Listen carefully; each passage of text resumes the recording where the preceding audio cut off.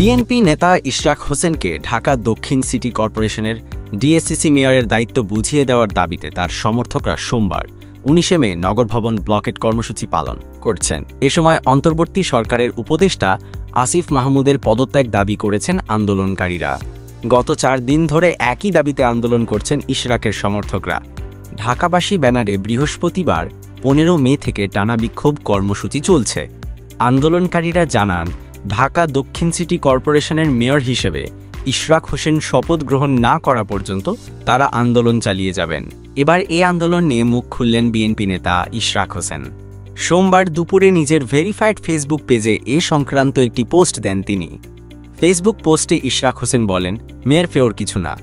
অন্তর্বর্তী সরকারের কতিপয় ব্যক্তির অন্তরে ক্ষমতার লোভ ও এটি চিরস্থায়ী করার কুৎসিত সত্যটা বের করে আনাটাই ছিল মুখ্য উদ্দেশ্য। তিনি আরও বলেন, অনেক সমালোচনা মাথা পেতে নিয়েছি, পিতামাতা তুলে গালিগালাজও চুপ করে সহ্য করে গেছি। কারণ একটাই, এদের চেহারা উন্মোচন করতে হবে গণতন্ত্রের স্বার্থে, জনগণের ভোটের অধিকারের স্বার্থে। সর্বশক্তি দিয়ে এরা ঢাকায় বিএনপির মেয়র আটকানোর চেষ্টার মধ্য দিয়ে আগামী জাতীয় নির্বাচনে কী ভূমিকা পালন করবে তা ক্লিন কাট বুঝিয়ে দিল। বিএনপির এ নেতা আরও বলেন, কোনো কথা চলবে না যারা নিরপেক্ষতা শুধু বিসর্জন দিয়েছে নয়, বরঞ্চ একটি দলের প্রতিনিধির কাজ করেছে, তাদের অবিলম্বে পদত্যাগ করতে হবে।